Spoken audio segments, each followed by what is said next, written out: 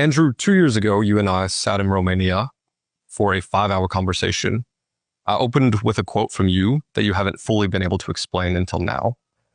First, they try and cancel you. Then they put you in jail. And if that doesn't work, they kill you. Andrew Tate, what's the real reason you were canceled? And what's the real reason you were put in jail? Well, thank you for taking the time to do this, Jack. I'm not sure when this is going to see the light of day. However, a lot of the intimidation tactics against me are intensifying. And I've realized that many people at home who have witnessed parts of this story haven't seen or understood the entire story. And I've never told the entire story of what they actually did to me. So I feel like perhaps in case something happens to me, or perhaps they'll be successful. It certainly sounds like from the messages I'm getting that something is going to happen pretty soon, that I should just explain from the start of the very beginning of the story all the way to the end what they did to me and what everybody witnessed and what they're trying to do right now. And I think by the time I've done that, and it may take a little while, I'll be able to answer that question a little bit better. So does this story start with Big Brother 2016 or December 29th, 2022? This story begins a little bit before December 29th, 2022. And I've got a whiteboard here because it's quite a complicated story I want to explain to everybody. In fact, this story, like all good stories, begins with a beautiful woman, because that's how all stories begin. I was in Dubai with a beautiful girl from Sweden, and she was 6'1" and she was gorgeous. And we were living together in Dubai. And then she said to me, I'm thinking of going back to school. I said, why would you do that? That's the biggest waste of time in the world. She said, no, I want to go back to Stockholm and get a degree. I said, your man is a millionaire. I'm rich. I've retired from my webcam days. I'm living in Dubai. I'm a rich man. Why would you want to go back and do this schooling when you have me? And she said, well, I want to get qualifications and I don't know what else to do. What else is there to do? And I remember sitting across the table from her and I thought, that's a good point. What else is there to do? There is nothing else to do but go and waste your time getting one of these degrees, spending 4 years, spending $300,000. Everybody knows it's a waste of time. But if you can't get the job you want, or you can't get a job that pays a lot of money, nobody knows what else to do. So you just go and you give your money to mainstream education. So when she said that to me, I said, you're right. There is nothing else to do. And I called Tristan and I said, we're going to start a school. He's like, what? I said, we're going to start a school. We're going to start an alternative to traditional education, which everybody knows is a waste of time. We have a huge opportunity here. Everybody knows this particular product is a waste of time. It's extremely expensive and people are being forced to do it because there's no alternative. So let's give everyone an alternative. People want money. They don't want a degree. They don't want to go and study for 4 years. They want money. They want it today. We're going to teach people how to do that. Hustlers University. And we're going to open our own school and it's going to be nice and simple. So I called up a few people I knew. I called up a guy who made money with stock trading, called up a guy I knew who made money with drop shipping, e-com, called up a guy who made money with crypto trading. And I said, look, I'm going to be the big mouth at the front of it. I'm going to use my wealth and my influence to attract people to this school. And you're going to do 5 or 6 hours a day of live calls and convince people and show people how to make money online. We're going to get a Discord server. We're going to attach a Stripe account. Nice and easy. Monthly subscriptions. Split it all up. It's going to be nice and easy. They're all like, yeah, we'll try it. See how it goes. Turns out, because I'm a genius, it was very successful. Within the first week, we had 25,000 paying students. 25,000 students paying $50 a month in a week. We now have a real business. You know, it's kind of interesting. We're here in Los Angeles right now, and I asked you to do this podcast. And while we're here, it's the Milken Conference. And I'm talking to a lot of people who own these fintech companies, these ed tech companies. They could never, in a million years, there's no technology company that can start day one, no cash raise, no debt, giving away no equity, just us, without raising a single penny. All of a sudden, we have 25,000 students paying $50 a month. We're turning over, whatever that is, $2, $3, $4 million a month at 80% margin. From day one, we're an ultra profitable company. At a 10 or 15x multiplier, we're a $300 or $400 million business on day one. So everything is going pretty well. Everything's going swimmingly. I'm promoting this school. The girls moved to Sweden. Don't care about her anymore. I'm buying more Lamborghinis. Me and the professors are all making money. Everything is going well. These are the days of 2020, 2021. People remember me on the internet. I was more of a fringe internet celebrity. And I was telling people the truth. I wasn't scamming anyone. I was saying to the young men, If you want to make money, I'll teach you how to make money. But what I didn't realize is that I was getting into a war with big education. And big education, very much like big pharma, don't like when you take their money away. So as my school grows, as I promote it, and off the top of my head, if I use ninja memory, I had around 36,000 students at this point. I got an offer. And I'm going to write some things down because at the end of this, I want everything to make sense. And it was a sponsorship offer. So I'm going to write down sponsorship. I got approached, and I'm going to leave out certain names just in case I do manage to get out of this mess. I got approached not to buy my company off of me, which is what I thought the offer was initially. I thought I was going to sell out for 400M. I started a company 9 months later, 400M, nice and easy, right? Because people are buying technology companies that are in debt. People are buying technology companies that don't make money. People are buying technology companies that are running at a loss. I'm running at 80% margin doing millions of dollars a week. But no, instead they said, we want to sponsor you personally, Andrew. And we want you to shut up about certain things, not push the school, not say certain things, instead have certain opinions on certain topics. And in return, we're going to give you $50 million. It was a 3-year contract, $50 million. I sat there and thought, 16, 17 million a year, I'm making that already. And I get to say whatever I want. So I don't really want your sponsorship contract because it comes with all these rules. You're trying to tell me what to say. Maybe Jack, maybe I'm stupid. But I thought, what's the point in having money if you can't say what you want? Women can't drive. Sorry. It's the truth. And I'm going to say it. So I said, I'm not that interested. Thank you very much. And they said, but we have the best PR teams. So if anything bad ever comes out or anything negative is said about you in the press, our PR teams can help with that. I said, well, I don't need a PR team. At this point, I'm a fringe internet celebrity, right? I'm not in the mainstream media. Like, I don't care about your PR team. And they said, and we have the best legal teams. So if you ever get any trouble to protect our investment into you, we're going to make sure you have the best legal counsel. I said, I'm not in any trouble. I haven't done anything wrong. So why do I need this legal protection either? I was unaware at the time in my ignorance that those were threats. They were saying that our PR teams, which could help you, could also wreck you. And our legal teams, which could help you, could also wreck you. They were veiled threats. I didn't understand that. So I declined their sponsorship offer. What was the industry? It was a conglomerate, and they had significant interest in, let's say, clothing, perfumes, the standard things you'd expect a Hollywood A-lister to be pushing on a billboard. Standard, normal stuff. And then those people are very careful about what they say on certain subjects, for sure. But I thought, I don't really want to be owned, and this school's going somewhere. Like, we gain students every single day. I am going to take down the education industry. Me, Andrew Tate, one guy in Romania in his house.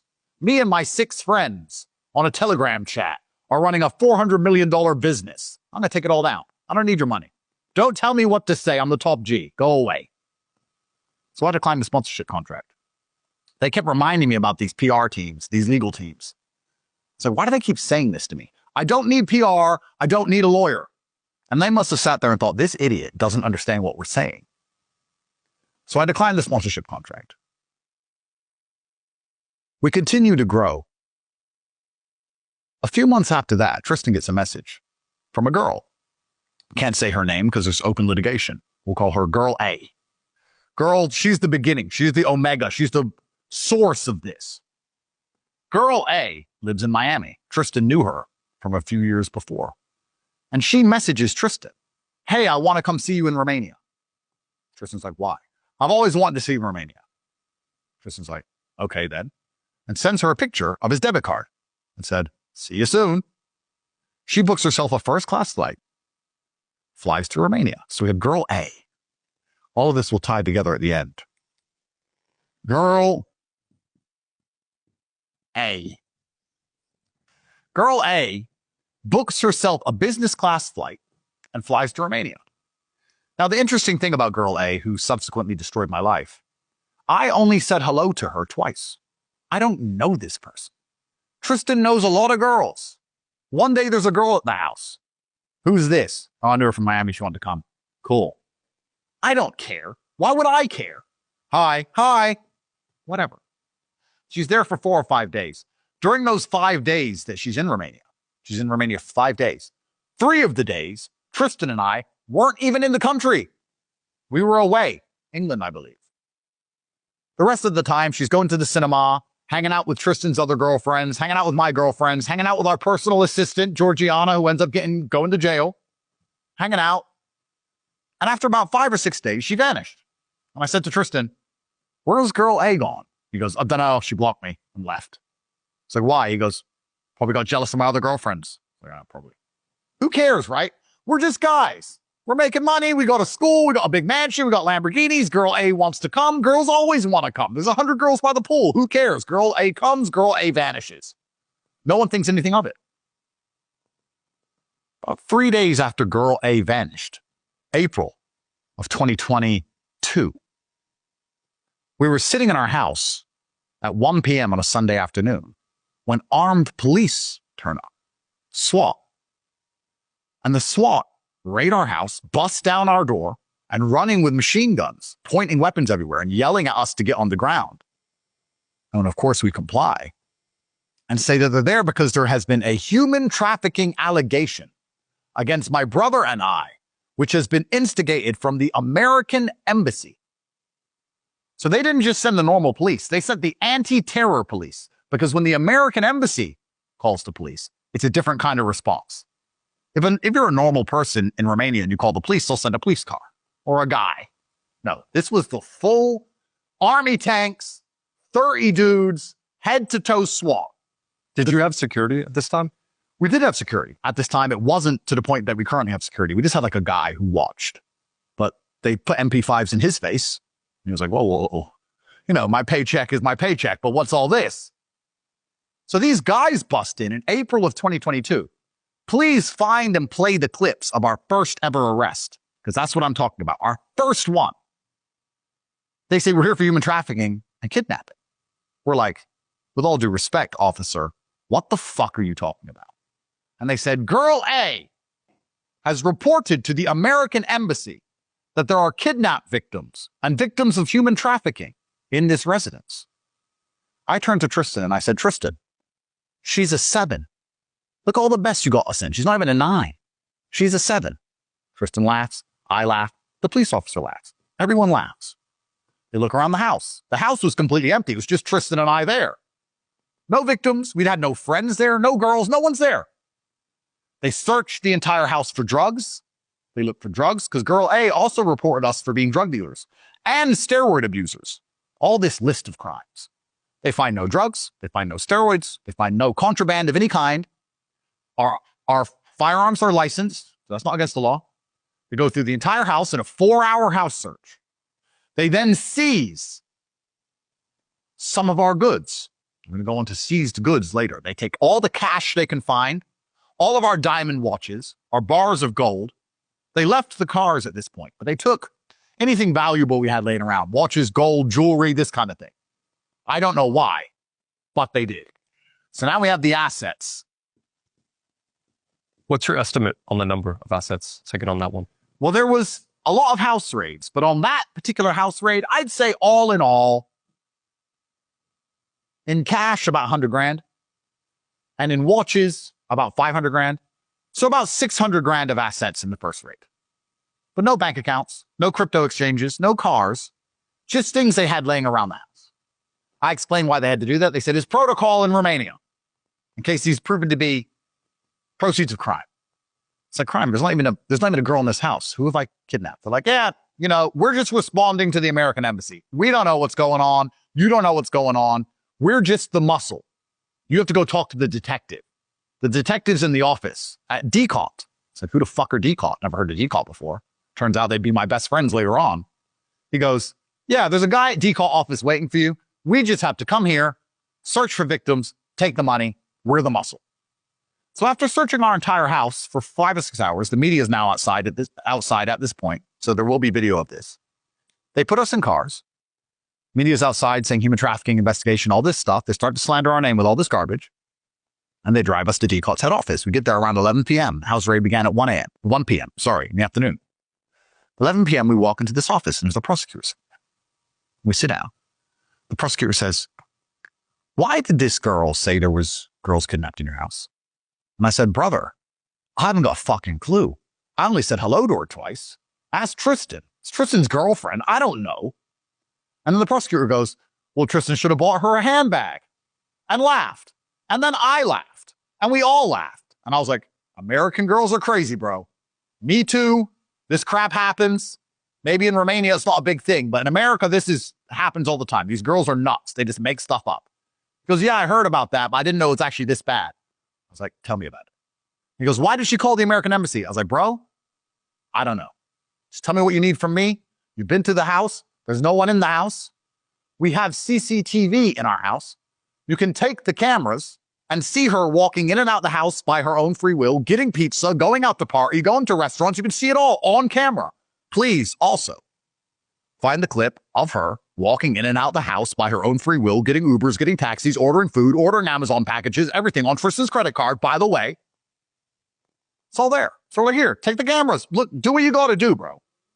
He's like, okay, go home. Cool.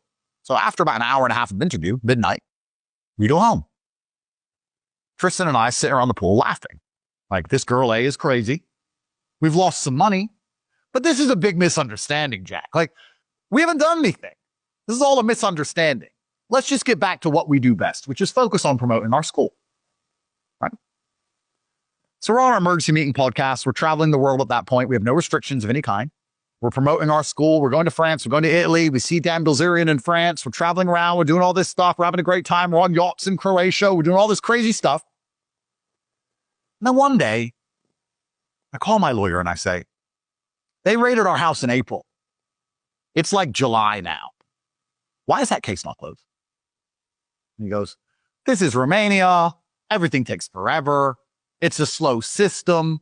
They're probably going through the CCTV. I was like, yeah, but this is so open and shut. My lawyer's called Alin. I'm like, Alin, this is so open and shut. What could they possibly be doing?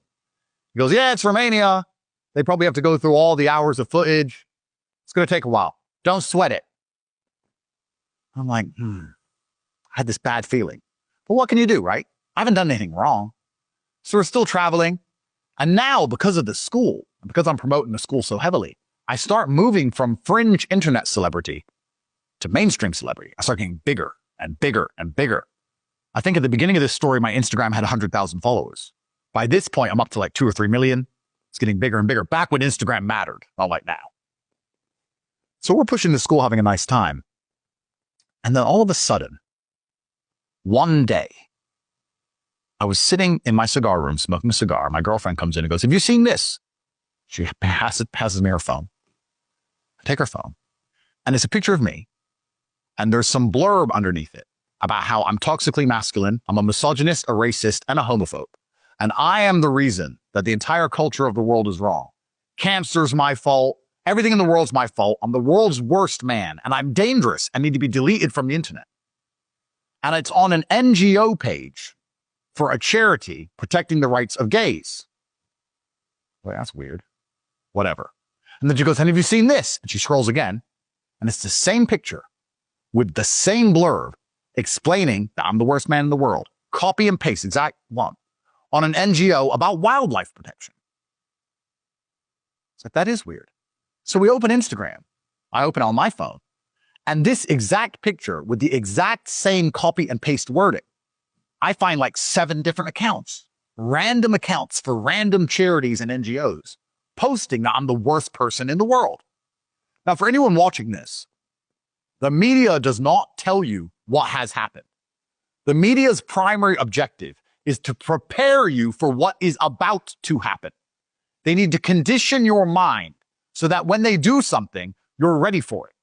If they instantly say, you're locked in your house, you can't go outside, there's a revolution. If the media constantly reports about how dangerous it is, how a lockdown might need to happen, how it's unfortunate, but we must prepare for the possibility of a lockdown. Over weeks, your mind softens to the idea. So when the lockdown comes, there's no revolution. It's not a surprise. It's not a surprise. What was your comment section like at that time, too? Well, everyone loves me on my account, but on these accounts where they posted this, there's thousands of people saying, yeah, he's scum, he's scum, he's scum. And I was like, I mean, yeah, I made some jokes. Yes, I said women can't drive. Yes, I said some things, but I mean, I'm not blowing up girls' schools in Iran. Like, come on. Triple tap. Triple tap.